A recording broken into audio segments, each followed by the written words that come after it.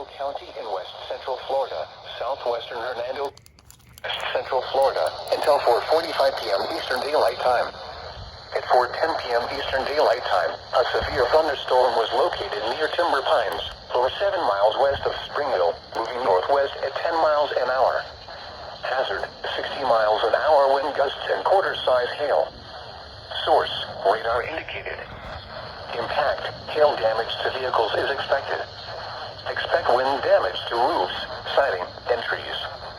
Locations impacted include Spring Hill, Weeki Wachee, Pine Island, Weeki Wachee Gardens, Hudson, Timber Pines, Weeki Wachee Acres, and North Weeki Wachee.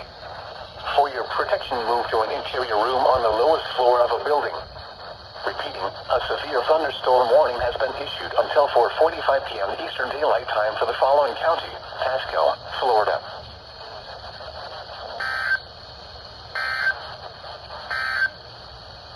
The severe thunderstorm